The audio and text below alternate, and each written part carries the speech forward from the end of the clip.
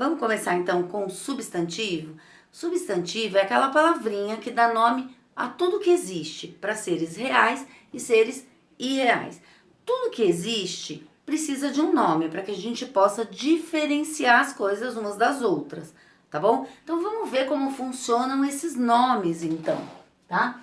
Então eu tenho aqui, ó, dá nome aos seres reais e irreais.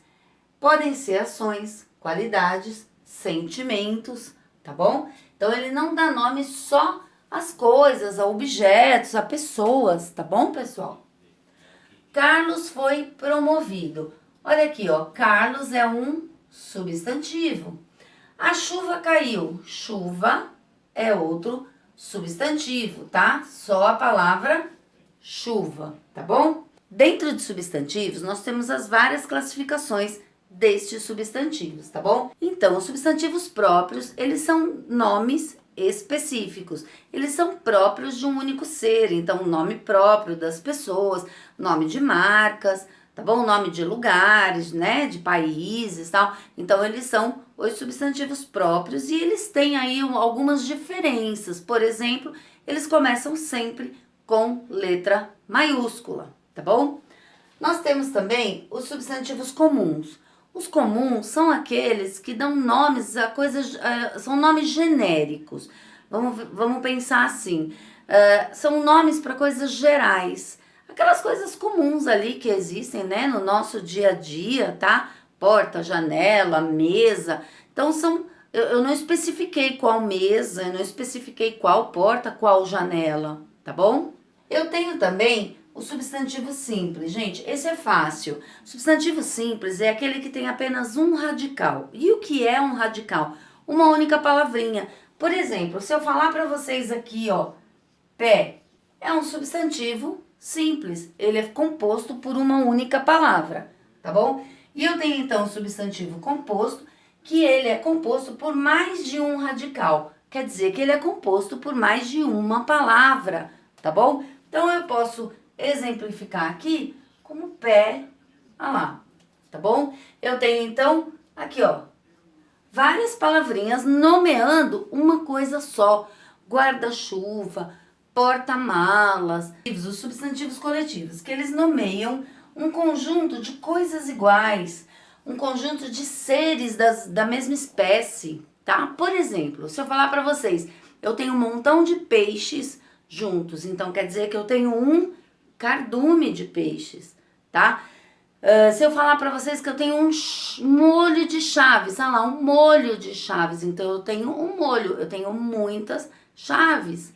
Por exemplo, eu tenho um enxame de abelhas, então é porque eu tenho muitas abelhas, todas ali juntinhas. Então esse é o nosso substantivo coletivo, tá, pessoal?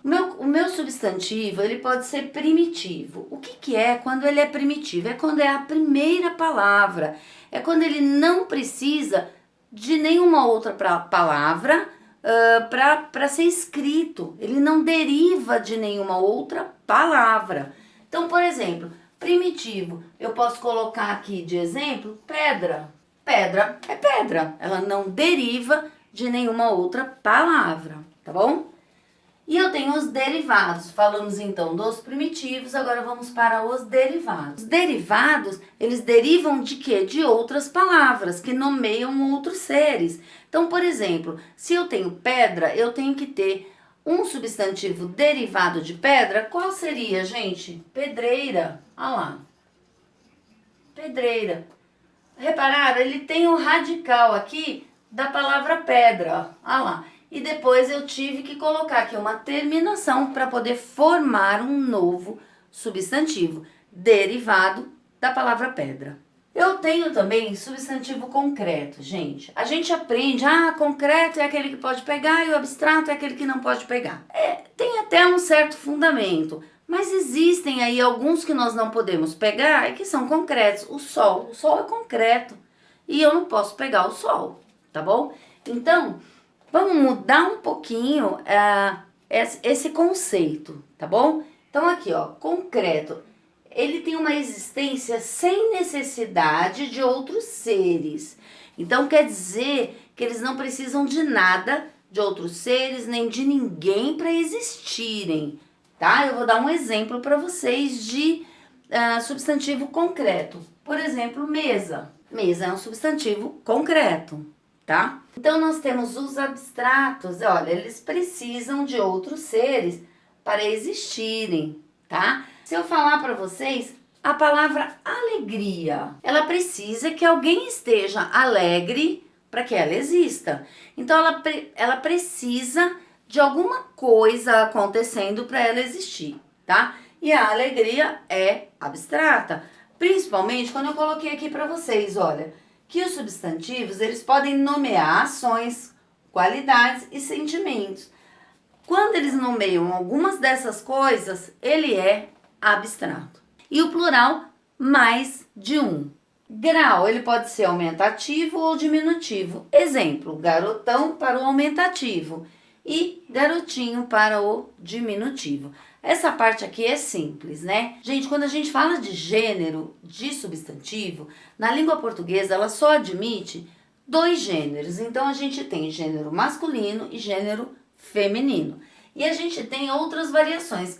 Ele pode ser biforme ou uniforme. Biforme, quando eu tenho 2 maneiras de escrever aquele substantivo para dizer se ele é masculino ou se ele é feminino. Então, menino para o masculino, menina para o feminino.